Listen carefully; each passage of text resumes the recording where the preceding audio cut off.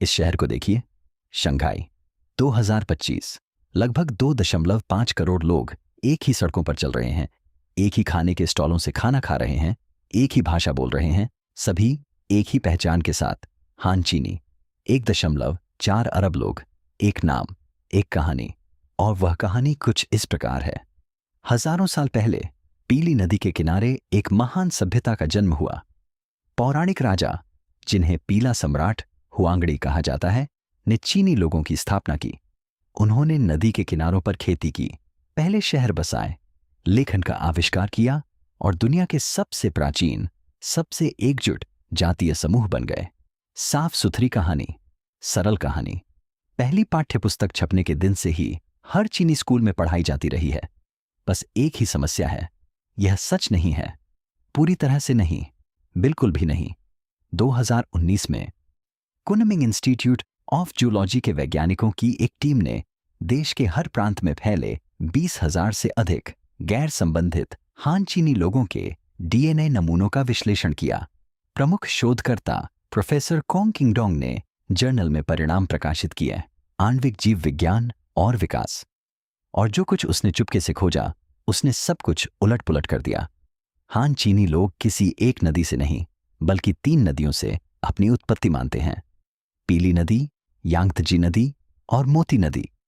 ये 3 अलग अलग आबादी थी, जो आनुवंशिक रूप से एक दूसरे से भिन्न थीं। हजारों वर्षों तक स्वतंत्र रूप से विकसित हुईं और फिर धीरे धीरे हिंसक रूप से, क्रमिक रूप से मिलकर एक ऐसी जाति बन गई जिसे आज हम एक ही राष्ट्र कहते हैं। प्रोफेसर ने स्वयं इसे स्पष्ट रूप से कहा, हान चीनी लोगों का इतिहास जितना सोचा जाता है उससे कहीं अधिक जटिल है, और यह 10,000 वर्षों में सबसे बड़ी अल्प घोषणा है, क्योंकि वैज्ञानिक जितना गहराई से इस कहानी का अध्ययन करते हैं, यह उतनी ही विचित्र और सुंदर होती जाती है। यह किसी एक वंश की कहानी नहीं है, यह 3 प्राचीन सभ्यताओं की कहानी है जो आपस में टकराईं, आपदाओं से बचीं, साम्राज्यों के प्रभाव में आ गईं और 14 लाख लोगों के डीएनए में अपनी छाप छोड़ गईं, जिन्हें इस सब के बारे में कभी कुछ नहीं बताया गया। तो आगे बढ़ने से पहले अभी कमेंट करके बताइए कि आप यह वीडियो कहां से देख रहे हैं, और क्या आपने कभी डीएनए वंशावली परीक्षण करवाया है? क्योंकि मेरा वादा है, इस वीडियो के अंत तक आप भी यह करवाना चाहेंगे। अगर आपको इतिहास की गुमशुदगी और प्राचीन डीएनए के रहस्यों में दिलचस्पी है, तो सब्सक्राइब करें। इन जीनों में ऐसी कहानियां छिपी हैं जिन्हें किसी भी पाठ्यपुस्तक में आज तक नहीं छुआ गया है। चलिए शुरुआत में चलते हैं। राजवंशों में नहीं, सम्राटों में नहीं, बल्कि 10,000 साल पहले के उस समय में, जब 2 बिल्कुल अलग अलग समूह के लोग एक ही देश में रहते थे और उनमें से कोई भी दूसरे के अस्तित्व से अनजान था। 10,000 साल पहले चीन एक जगह नहीं था, यह 2 बिल्कुल अलग अलग दुनियाएं थीं। उत्तर में पीली नदी के किनारे लोगों के एक समूह ने बाजरा उगाने का तरीका खोज निकाला था। ऐसा मजबूत, सूखा प्रतिरोधी बाजरा जो उत्तरी चीन की शुष्क सर्दियों में भी जीवित रह सकता था। इन लोगों ने 4 दीवारी वाले गांव बनाए। वे अपने मृतकों को उत्तर दिशा की ओर मुख किए हुए जेड के हथियारों के साथ दफनाते थे। वे आकाश पूर्वजों की पूजा करते थे। वे ही थे यांगशाओ संस्कृति, और वे खूब तरक्की कर रहे थे। दक्षिण में 800 किलोमीटर दूर यांगत्जी नदी और उसके डेल्टा के किनारे एक बिल्कुल अलग समूह के लोगों ने कुछ और ही खोज निकाला था। चावल। गर्म, नम निचले इलाकों में पानी से भरे धान के खेत। ये लोग थे लियांगझू और हेमुडू संस्कृतियां। उन्होंने पानी के ऊपर खंभों पर घर बनाए। उन्होंने अपने पूर्वजों के लिए जल आधारित अनुष्ठान किए। उन्होंने जेड पत्थर को हथियारों में नहीं, बल्कि सर्पिलाकार ड्रैगन आकृतियों में तराशा। एक ही देश, 2 बिल्कुल अलग भाषाएं, 2 अलग विश्वास प्रणालियां, 2 अलग खाद्य स्रोत, और सबसे महत्वपूर्ण बात, 2 बिल्कुल अलग आनुवंशिक पहचान। 2023 में नए शोधकर्ताओं ने प्रकाशन किया। पृथ्वी विज्ञान में सीमांत इस बात की बिल्कुल पुष्टि हो गई है। आधुनिक हान चीनी लोगों की वंशावली का पता उत्तर में पीली नदी बेसिन के पूर्वजों और यांगत्जी नदी से आने वाली प्राचीन दक्षिणी पूर्वी एशियाई आबादी के मिश्रण से लगाया जा सकता है। दो अलग अलग संस्थापक धाराएं जो आपस में मिलने से पहले हजारों वर्षों तक समानांतर बहती रहीं। लेकिन पाठ्यपुस्तकों में जिस बात को नजरअंदाज किया गया है वह यह है कि ये दोनों समूह चाय पर शांतिपूर्वक एक साथ नहीं आए थे। येलो रिवर बैंड के आसपास के पुरातात्विक स्थल एक भयावह कहानी बयां करते हैं। क्षत विक्षत कब्रिस्तान, कंकालों पर क्षत विक्षत निशान, एक ही पीढ़ी में वीरान हो चुके पूरे गांव। उत्तरी बाजरा किसान दक्षिण की ओर बढ़ रहे थे, कूटनीति से नहीं बल्कि विस्थापन से, और दक्षिणी चावल उत्पादक लोगों को पीछे धकेला जा रहा था, डेल्टा के भीतर, जंगलों और तटों के भीतर। पीली नदी के मोड़ से प्राप्त प्राचीन डीएनए पर 2025 में पबमेड में प्रकाशित एक अध्ययन में इसे स्पष्ट रूप से वर्णित किया गया है।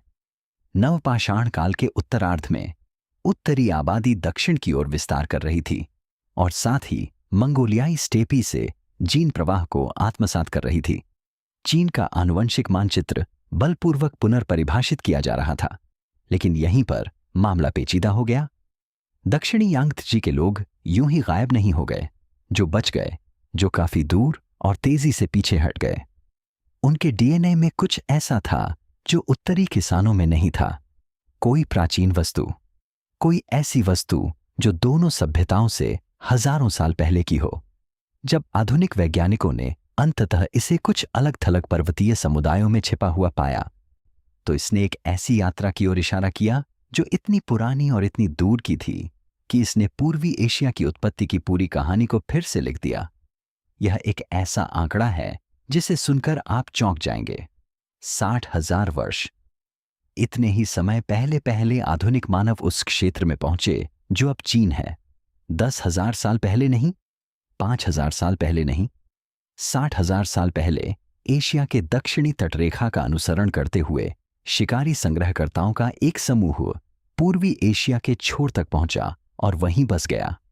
ये पीली नदी के किसान नहीं थे, ये यांगत्जी नदी के चावल उत्पादक भी नहीं थे।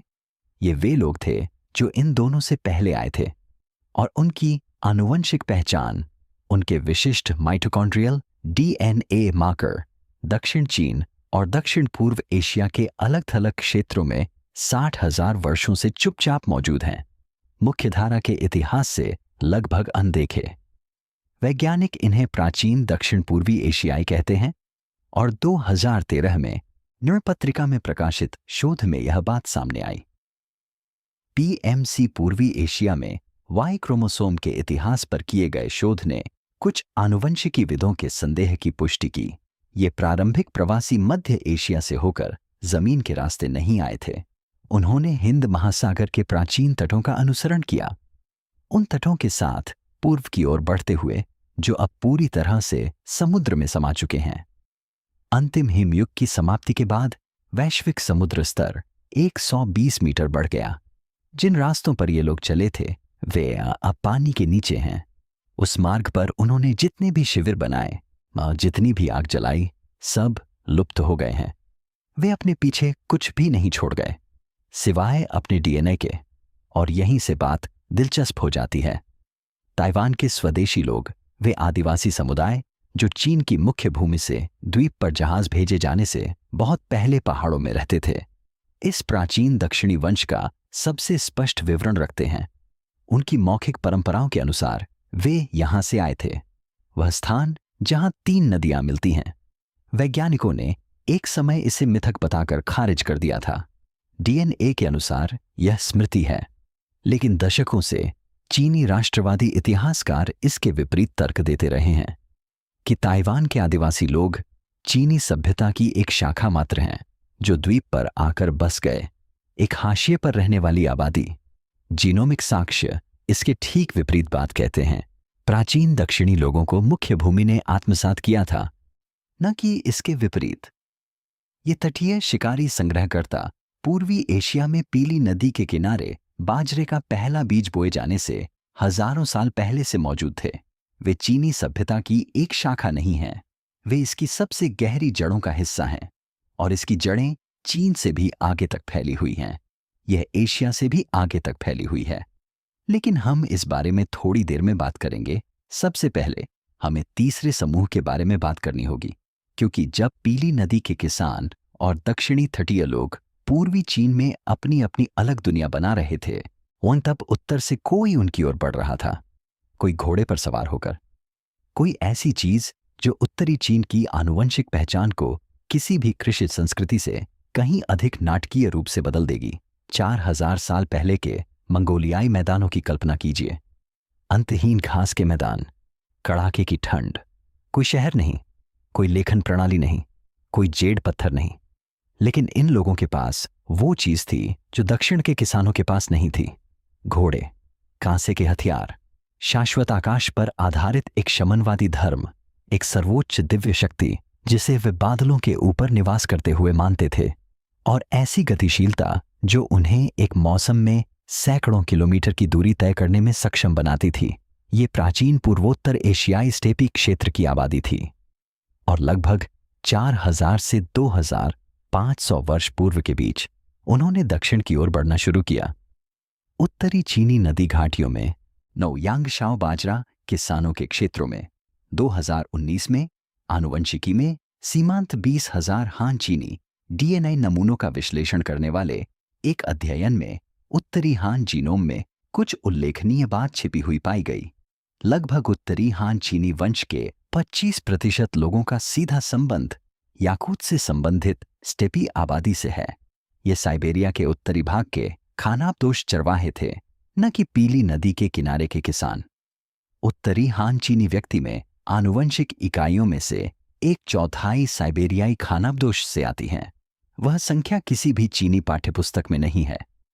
एक अलग 2022 के अध्ययन में प्रकाशित हुआ पारिस्थितिकी और विकास में सीमांत पूर्वोत्तर के लियाओनिंग प्रांत में हान चीनी समुदायों पर केंद्रित एक अध्ययन ने भी इसी तस्वीर की पुष्टि की। प्राचीन पूर्वोत्तर एशियाई स्टेपी वंश उत्तरी हान चीनी लोगों का एक प्रमुख पैतृक घटक है, जो सदियों के संपर्क और अंतर्विवाह के माध्यम से पीली नदी के किसानों के डीएनए के ऊपर परत दर परत जमा हुआ है। और इन घूमंतु लोगों ने सिर्फ अपने जीन ही नहीं जोड़े, बल्कि अपने विचार भी जोड़े।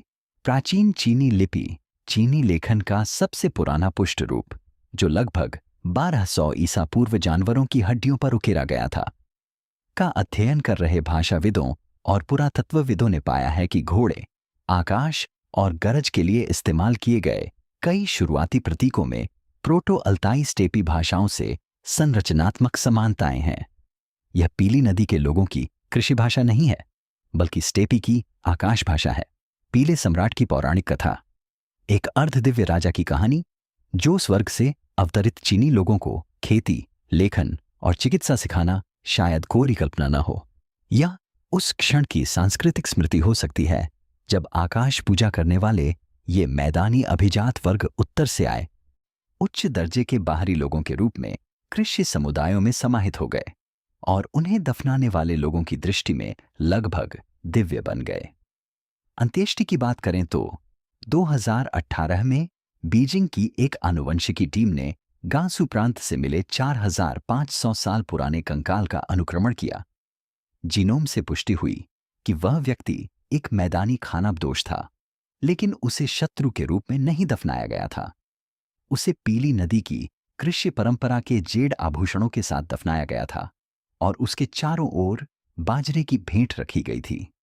उसे एक सम्मानित व्यक्ति के रूप में दफनाया गया था, एक ऐसे समुदाय द्वारा सम्मानित किया गया जो उसका अपना नहीं था, ऐसे लोगों के बीच जिनके जीन उससे भिन्न थे, एक ऐसे अनुष्ठान में जिसने दो दुनियाओं को आपस में मिला दिया। एक तरह से इस व्यक्ति को एक सभ्यता ने गोद ले लिया था और उसका डीएनए उसके साथ चला गया, उनके बच्चों में, उनके पोते पोतियों में, आने वाली पीढ़ियों में। अब अगर स्टेपी के घुड़सवार उत्तर से आए और कुलीन वर्ग में समाहित हो गए, तो पीली नदी के मूल किसानों का क्या हुआ? उन लोगों का क्या हुआ जो घुड़सवारों के आने से 5000 साल पहले से वहां रह रहे थे? इसका जवाब दक्षिण पूर्वी चीन की एक गुफा में स्थित एक विशाल स्तंभ स्टैलेग्माइट में छिपा है, और यह जो खुलासा करता है वह मानव इतिहास के सबसे विनाशकारी अध्यायों में से एक है। 2300 ईसा पूर्व में पृथ्वी पर सबसे उन्नत जल संचालित शहर मिस्र में नहीं था, यह मेसोपोटामिया में भी नहीं था, यह पूर्वी चीन में यांगत्जी नदी के डेल्टा पर स्थित था, एक जगह जिसे कहा जाता है लियांगझू। लियांगहू में दसियों हजार निवासी थे।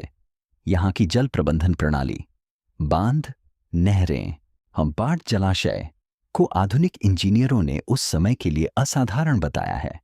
यहाँ के कारीगरों ने इतनी तकनीकी सटीकता के साथ जेड की वस्तुएं बनाई कि शोधकर्ता आज भी यह पूरी तरह से नहीं समझा सकते कि धातु के औजारों के बिना उन्हें कैसे बनाया गया होगा। और फिर लगभग 21 वर्षों के अंतराल में यह पूरी तरह से गायब हो गया। कोई विजय नहीं, कोई आगजनी नहीं, कोई सेना नहीं, वह डूब गया। 2021 में एक महत्वपूर्ण अध्ययन प्रकाशित हुआ। विज्ञान प्रगतिशियान ज्याओथोंग विश्वविद्यालय के भूविज्ञानी हैवेई झांग के नेतृत्व में एक शोध दल ने दक्षिण पूर्वी चीन की गुफाओं में पाए जाने वाले स्टैलेग्माइट्स के आइसोटोप रिकॉर्ड का विश्लेषण किया। स्टैलेग्माइट्स परत दर परत पड़ते हैं और प्रत्येक परत असाधारण सटीकता के साथ वर्षा के स्तर को दर्ज करती है। टीम ने पाया कि 4345 से 4324 वर्ष पूर्व मानसून की वर्षा में एक विनाशकारी वृद्धि हुई थी। 21 वर्षों की यह अवधि लगातार और असामान्य बाढ़ की थी, जिसने लियांगझू की पूरी कृषि प्रणाली को जलमग्न कर दिया और शहर को निर्जन बना दिया। लियांगझू पराजित नहीं हुआ था, यह जलवायु के कारण नष्ट हो गया था और यह अकेला नहीं था। 2019 के एक अध्ययन में साइंस डायरेक्ट दस्तावेजों से पता चलता है कि चीन भर में कई नवपाषाणकालीन संस्कृतियां, जिनमें उत्तर में स्थित यांगशाओ भी शामिल है, लगभग 4000 वर्ष पूर्व एक साथ हुए जलवायु परिवर्तनों के कारण नष्ट हो गईं। दक्षिण में बाढ़ और उत्तर में भीषण सूखा। पीली नदी और यांगत्जी घाटियों में 5000 वर्षों में विकसित हुई आनुवंशिक विविधता एक ही शताब्दी में लगभग पूरी तरह से नष्ट हो गई। 2 सभ्यताएं, 2 जलवायु आपदाएं, एक ही युग।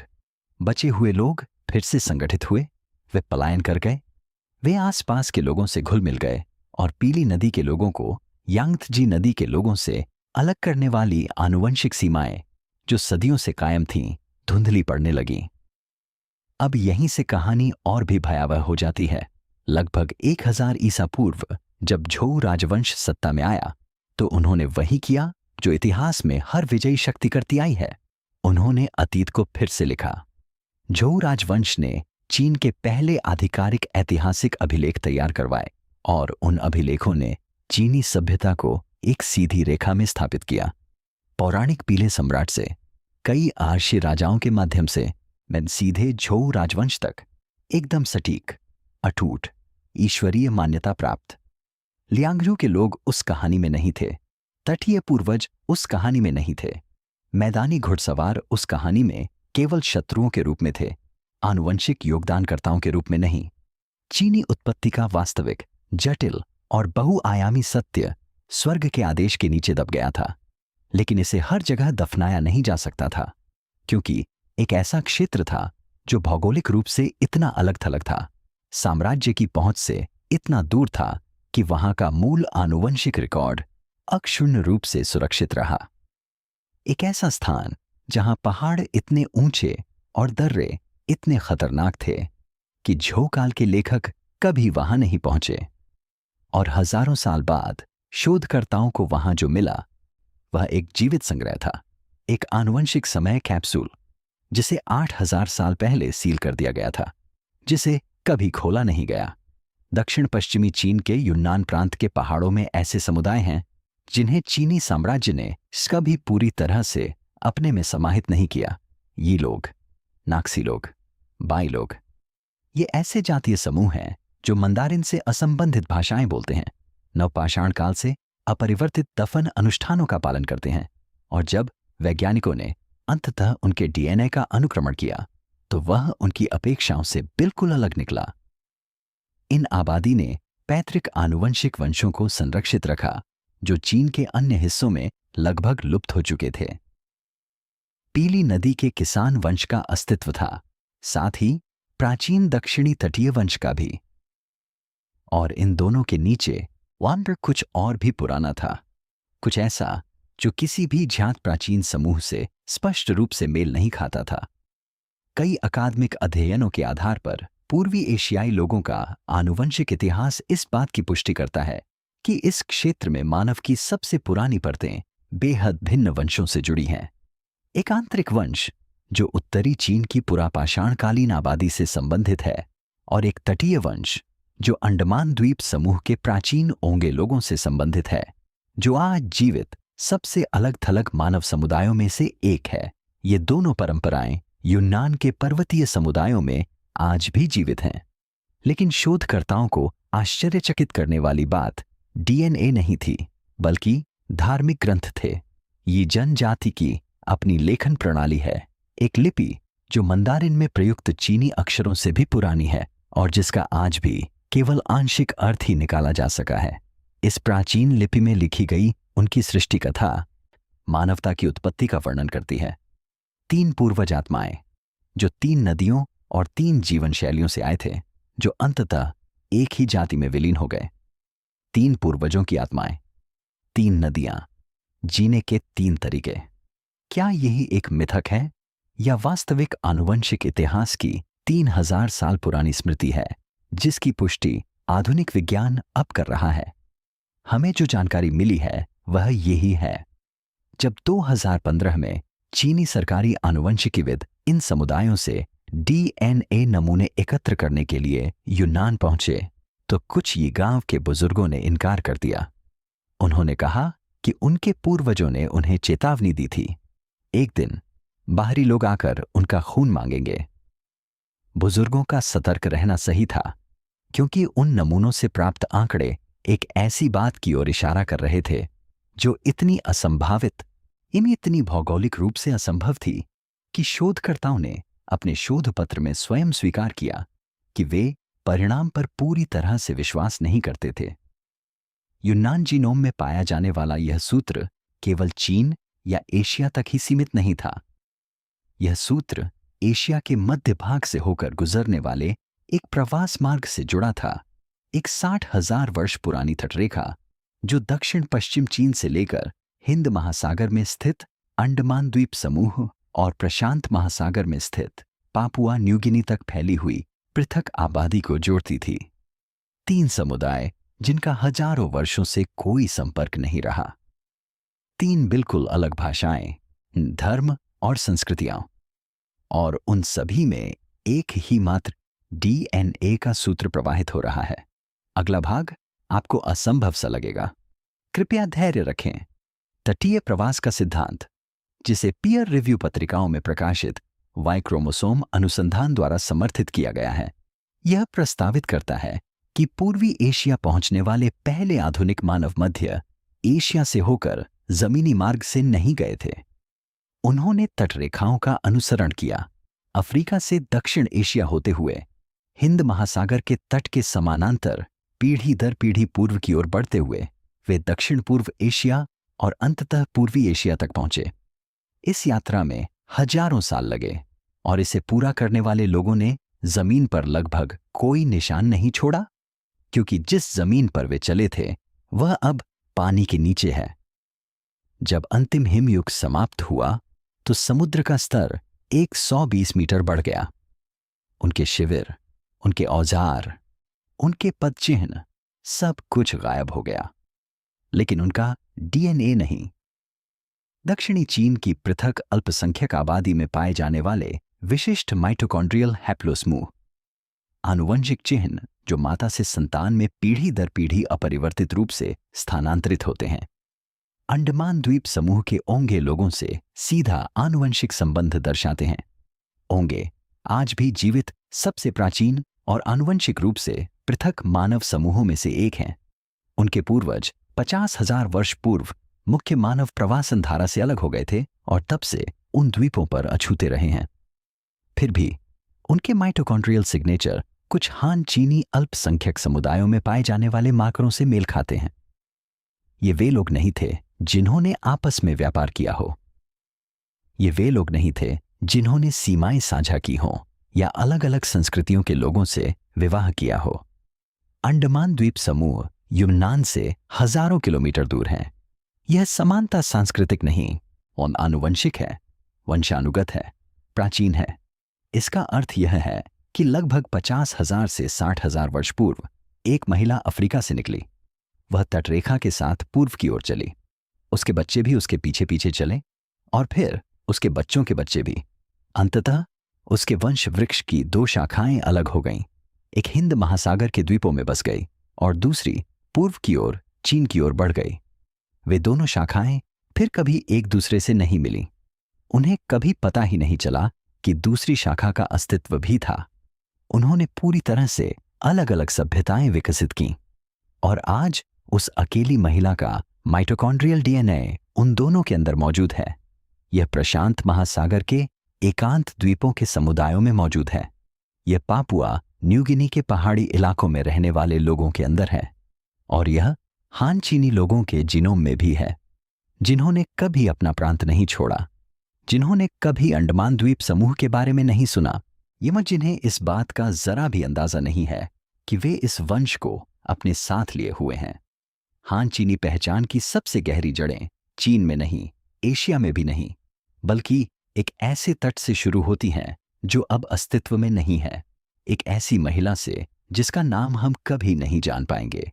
और जब यह सब घट रहा था, जब किसान, तटीय पूर्वज और मैदानी घुड़सवार चीन के भूभाग पर अपने जीन फैला रहे थे, तभी एक और समूह था, एक ऐसे रेगिस्तान में अलग थलग जहां कोई नहीं रहना चाहता था। 9,000 वर्षों से आनुवंशिक रूप से मौन जीवन व्यतीत कर रहा था। 1988 तक जब चीनी पुरातत्वविदों ने एक ऐसे चेहरे से रेत हटाई जो चीन में मिलने वाली किसी भी चीज से बिल्कुल अलग दिखता था। चीन के सबसे पश्चिमी क्षेत्र शिनजियांग के तारिम बेसिन में रेगिस्तान एक ऐसा काम करता है जो रेगिस्तान शायद ही कभी पूरी तरह से कर पाते हैं। यह संरक्षण करता है। 1988 में पुरातत्वविदों ने तकलामकन रेगिस्तान में 4,000 वर्षों से दबी हुई मम्मियों को खोजना शुरू किया। शुष्क और नमकीन परिस्थितियों ने उन्हें लगभग पूरी तरह से संरक्षित रखा था और जो उन्होंने देखा उससे वे स्तब्ध रह गए।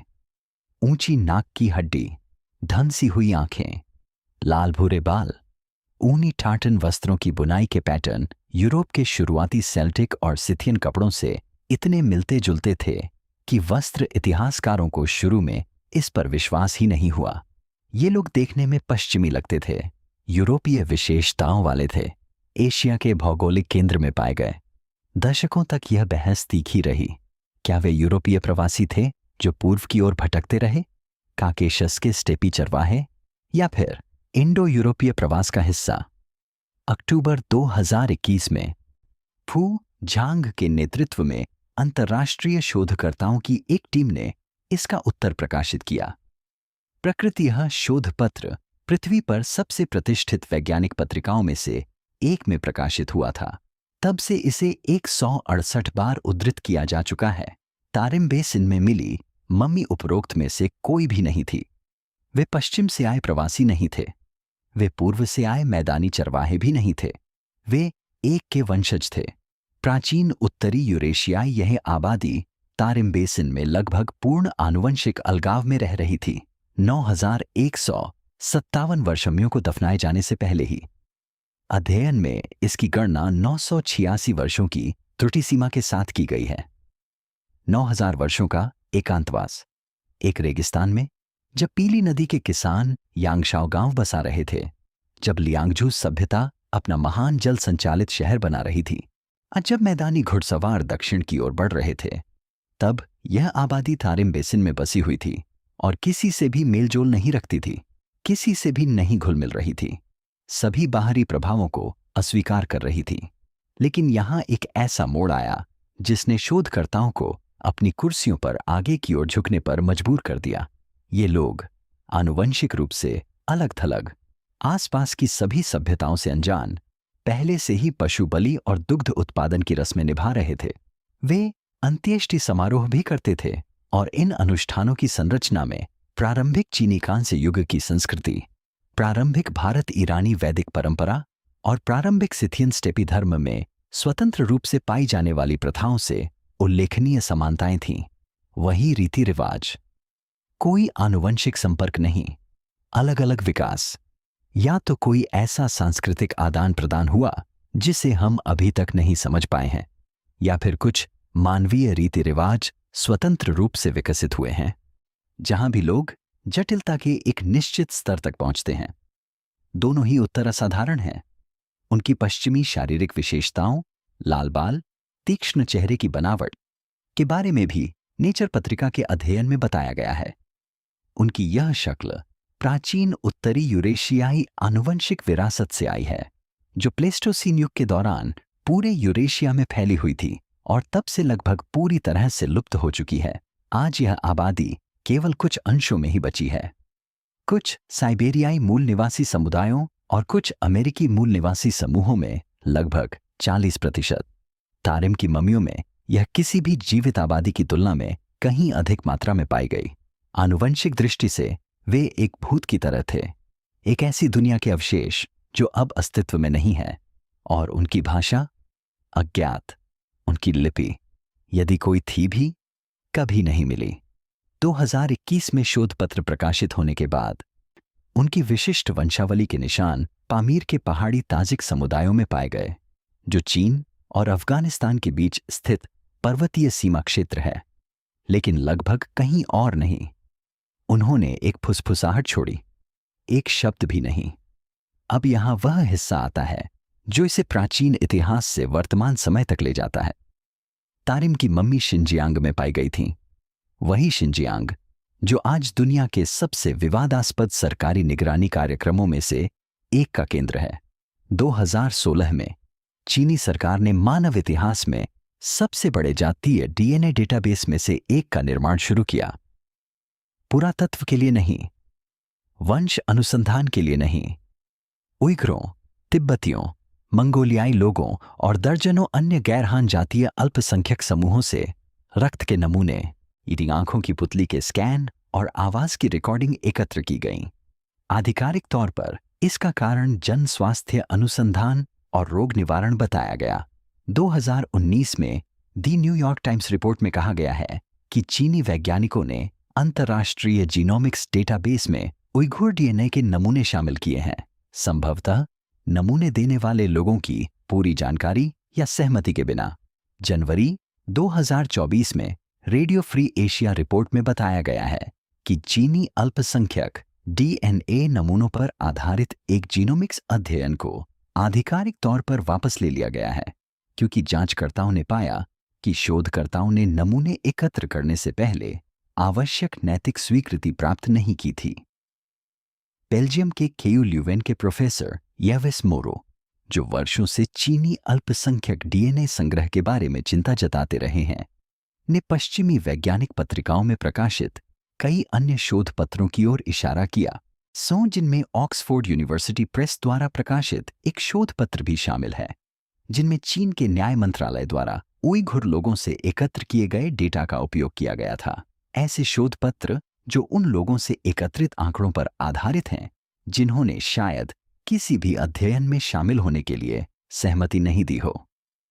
अब इस सब के केंद्र में एक गहरा विरोधाभास छिपा है।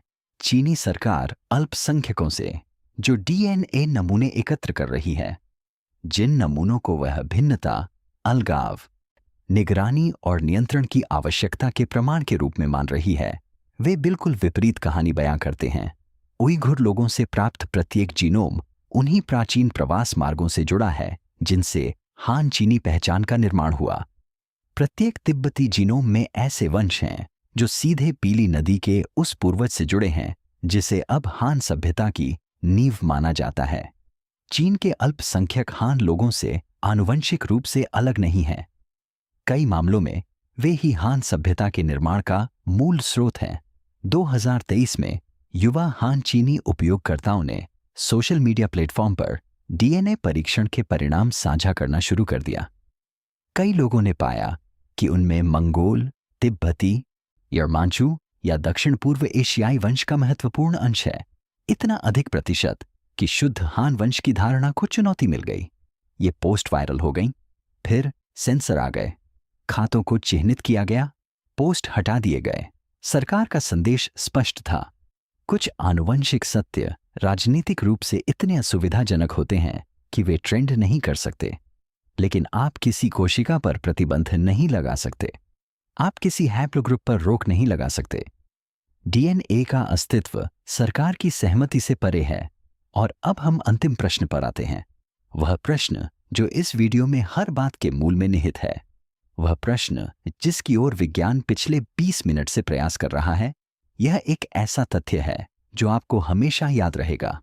शब्द वह 1.4 अरब लोगों की पहचान का प्रतीक, दुनिया के सबसे बड़े जातीय समूह का नाम, चीनी राष्ट्रीय पहचान के केंद्र में स्थित शब्द किसी दार्शनिक, आनुवंशिकीविद या प्राचीन आर्ष द्वारा नहीं चुना गया था। इसे एक किसान ने चुना था। लियू बैंग एक किसान परिवार से आने वाले एक साधारण सरकारी अधिकारी थे, जिन्होंने गृह युद्ध की उथल पुथल से उभरते हुए 206 ईसा पूर्व में हान राजवंश के पहले सम्राट का पद प्राप्त किया। उन्होंने अपने साम्राज्य का नाम हान नदी के नाम पर रखा, जो उनके गृह क्षेत्र हानजोंग में स्थित एक छोटी नदी थी। किसी वंश या देवता के नाम पर नहीं, बल्कि उस नदी के नाम पर जिसके पास वे पले बड़े थे। एक व्यक्ति के जीवन की भौगोलिक आकस्मिक घटना एक सभ्यता की पहचान बन गई। प्रोफेसर खोंग किंगडोंग के अध्ययन ने डीएनए द्वारा दर्शाई गई बात की पुष्टि की। उत्तरी और दक्षिणी हान चीनी लोगों के बीच आनुवंशिक भिन्नता केवल इतनी ही है, 0.03% उत्तरी और दक्षिणी चीनी संस्कृतियों, बोलियों और शारीरिक बनावट में अंतर को देखते हुए यह आपकी अपेक्षा से छोटा हो सकता है। सांस्कृतिक हान लोगों की पहचान उनकी आनुवंशिक पहचान से कहीं अधिक महत्वपूर्ण थी। भाषा, रीति रिवाज, शाही परीक्षा प्रणाली, कन्फ्यूशियस की सामाजिक संरचना, मानकीकृत लेखन प्रणाली, ये वे वास्तविक साधन थे जिन्होंने हान पहचान का निर्माण किया, रक्त संबंध नहीं। 2024 में प्रकाशित एक अध्ययन साइंस डायरेक्ट हान चीनी आबादी के विकासवादी इतिहास पर किए गए अध्ययनों से पुष्टि हुई है कि उत्तरी और दक्षिणी हान लोगों की आनुवंशिक संरचना में उल्लेखनीय अंतर है। वे संस्कृति से हान हैं, न कि एक एकीकृत वंश से। हान साम्राज्य का निर्माण सदियों से साम्राज्य द्वारा किया गया था, और साम्राज्य ने कच्चे माल के रूप में 3 प्राचीन सभ्यताओं का उपयोग किया। पीली नदी के किसान, यांगत्जी नदी के चावल उत्पादक, दक्षिणी तटीय पूर्वज जिनके ऊपर साइबेरिया के मैदानी घुड़सवार, प्राचीन तटरेखा के लुप्त वंशज, और यहां तक कि लाल बालों वाले रेगिस्तानी लोगों के धुंधले निशान भी थे, जो 9000 वर्षों तक एकांत में रहे और अपना कोई नाम नहीं छोड़ा। हर हान चीनी व्यक्ति अपने भीतर ये सब कुछ समेटे हुए है। पीली नदी के किसान का हठ, यांगत्जी नदी के किसान का धैर्य, मैदानी इलाकों के घुड़सवार की बेचैनी, समुद्र तट पर घूमने वाले की समुद्र की प्राचीन स्मृति, और कहीं बहुत गहराई में, इतनी गहराई में कि अब वह मुश्किल से ही दिखाई देती है, एक रेगिस्तान में रहने वाली लाल बालों वाली महिला की आत्मा, जो हर रात आकाश की ओर देखती थी और एक ऐसी भाषा में प्रार्थना करती थी जिसे आज कोई भी जीवित व्यक्ति नहीं समझ सकता। यह कहानी चीनी सभ्यता के उद्गम के बारे में नहीं है। यह कहानी इस बारे में है कि सभ्यता वास्तव में क्या है। यह वंश परंपरा नहीं है। यह एक प्रक्रिया है, एक टकराव है, एक अस्तित्व है, एक विस्मरण है, और अब मानव इतिहास में पहली बार एक स्मरण है। क्योंकि प्राचीन डीएनए की यही खासियत है, यह सब कुछ याद रखता है, यहां तक कि उन चीजों को भी जिन्हें साम्राज्यों ने मिटाने की कोशिश की थी, यहां तक कि वे चीजें भी जो 120 मीटर पानी के नीचे दबी हुई थीं, यहां तक कि वे जीव भी जो 4000 वर्षों तक रेगिस्तान में पड़े रहे, जिनके बाल लाल थे और जिनका चेहरा किसी ने भी उम्मीद नहीं की थी। तारिम की मम्मी आज भी शिनजियांग के संग्रहालयों में रखी हैं। उनकी भाषा अज्ञात है, उनका अपना नाम हमेशा के लिए खो गया है, लेकिन हम उनके जीनोम को जानते हैं, हम उनके चेहरे को जानते हैं। हम जानते हैं कि वे क्या खाते थे, अपने मृतकों को कैसे दफनाते थे, और रेगिस्तान की ठंड से बचने के लिए वे किस प्रकार के वस्त्र पहनते थे। हम कभी नहीं जान पाएंगे कि वे खुद को क्या कहते थे, और शायद यही बात उनमें सबसे मानवीय पहलू है कि उन्होंने पूरी तरह से, संपूर्ण रूप से, खूबसूरती से जीवन जिया, बिना यह जाने कि 4000 साल बाद एक आनुवंशिकी प्रयोगशाला में एक वैज्ञानिक उनके दांत को दस्ताने पहने हाथों में पकड़ेगा और पूछेगा, तुम कौन थे? तुम कहां से आए थे? इसका जवाब अभी भी लिखा जा रहा है प्रयोगशालाओं में, प्राचीन हड्डियों में, उन 1.4 अरब लोगों के डीएनए में जिन्हें कभी भी पूरी कहानी नहीं बताई गई है। अब तक तो ऐसा ही था। अगले एपिसोड में जापानियों की आनुवंशिक उत्पत्ति और डीएनए साक्ष्य बताते हैं कि समुराई शासक वर्ग और उनके अधीन चावल की खेती करने वाले ग्रामीण आनुवंशिक रूप से दो पूरी तरह से अलग अलग आबादी थे जिन्हें एक ही लोग माना जाता था। ये कहानी जल्द ही आ रही है। सुनिश्चित करें कि आप हमारे चैनल को सब्सक्राइब कर चुके हैं ताकि आप इसे मिस न करें।